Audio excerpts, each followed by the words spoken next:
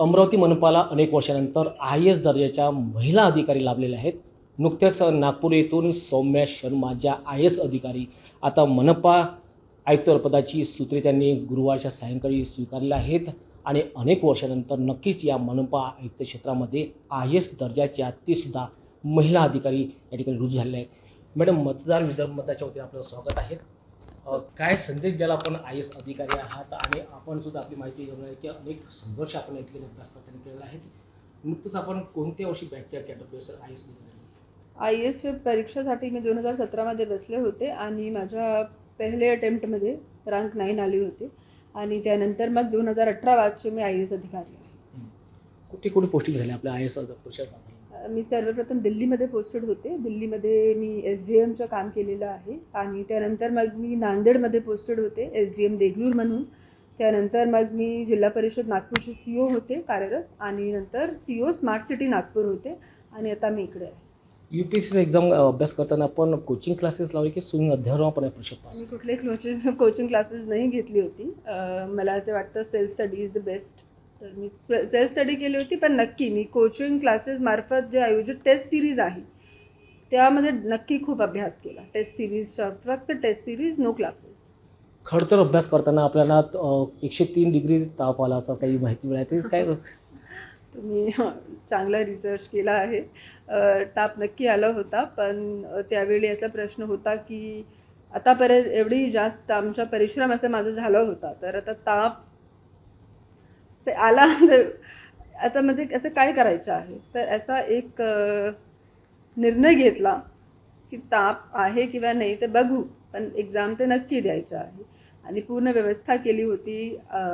पण असं पूर्ण अशी व्यवस्था केली होती की जर त्या एक्झाम सेंटरला पण पूर्ण एक मेडिकल रूममध्ये अरेंजमेंट केली होती IV ड्रेप इतरसाठी. नक्कीच एक संघर्ष पिरियड होता, पण खूप याबाबत आनंद पण आहे की ते परिणाम चांगला मिळाला.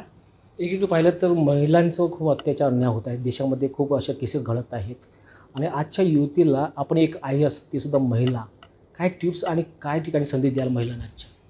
महिलापेक्षा मी महिला जे आपली मुलगी आहे, मुलगी यांचे जे आईवडील आहे, पालक आहे, त्यांच्यासाठी माझा एक ते मेसेज राहणार की तुमची जी मुलगी आहे त्याला तुम्ही तो सारखी एज्युकेशन अपॉर्च्युनिटीज द्या जसे तुम्ही आपल्या जे मुलगीसाठी तुम्ही देतो.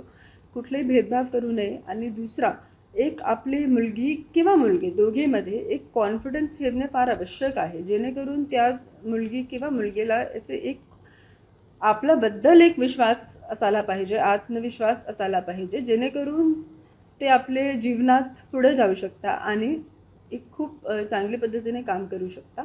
आणि नक्की आमचा प्रयत्न असा असायला पाहिजे की जे महिला आहे ते काही प्रकारचे एक लाईव्हलीहूड त्यांचा एक सोर्स असायला पाहिजे. अमरावती मनपा क्षेत्रात हल्ली स्वच्छतेचा मोठा प्रश्न निर्माण झालेला आहे. तर आंदोलनीय मोर्चेसुद्धा निघत आहेत. आपण नुकतेच रुजू झाले आहेत.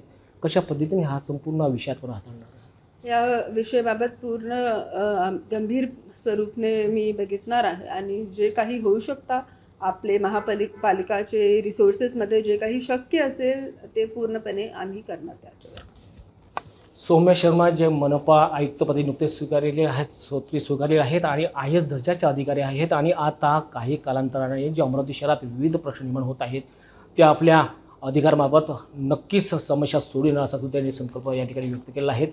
कॅमेरामन सागर ताडेसह मॅजिक शृंगारे, पाहत राहा विदर्भ मतदार.